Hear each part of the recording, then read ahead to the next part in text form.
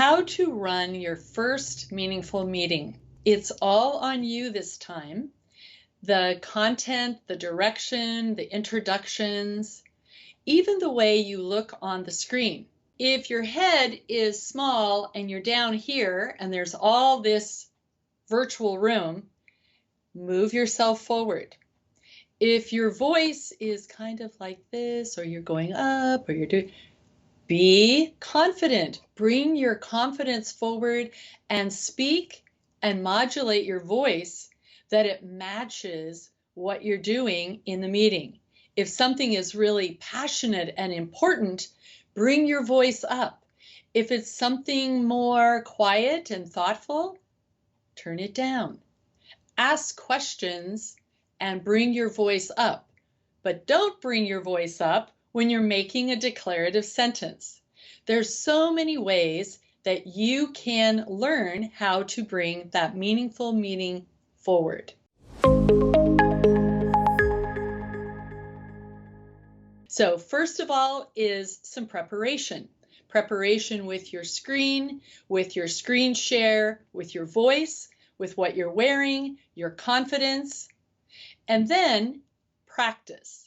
Literally take your calendar and set a couple of practice points where you can bring forward the opening sequence of the meeting.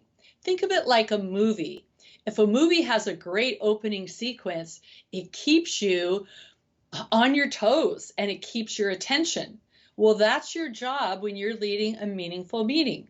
You want to bring context at the very beginning. My clients use about a 2 to 3 minute window for creating that context. So that's going to be about a page and a half of writing. Take yourself through it, write it out, and then practice it. You might practice it in front of the mirror. You might practice it in front of Zoom and record it and play it back to yourself. But have that opening context very comfortable. My clients also let me watch them do their opening. And then we celebrate what's working. Is the voice on track? Is the eye contact there? Is there confidence and enthusiasm and maybe even some humor along the way? Make sure as you're introducing each of the contributors to the meeting that you have a really excellent introduction and that you bring them into the energy of presentation at an elevated level. Your introduction will give them time to raise their own energy so that, again, you keep the meeting meaningful and you keep everyone engaged. The other piece I want you to remember is it doesn't matter what your tenure is in the company, how old you are, how long you've been in your position. Whatever you bring, it has to come from that leadership mindset. I am a leader. I'm holding this meeting, and bring yourself confidently to it. Because leadership isn't about tenure. It's not about being the CEO or having been there for 30 years.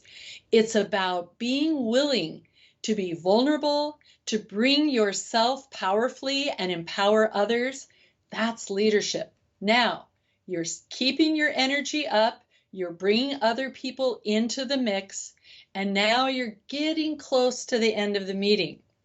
What's a risk that you might want to take for yourself? And again, you're going to think about this before you're there. You're going to plan it out with your coach. But what's a risk in this moment that maybe you've never done before as a group? It might be something like, what's your biggest takeaway from the meeting? Share and then pass the baton to another colleague. And all of a sudden, you're hearing things like, I got clarity. I got curious.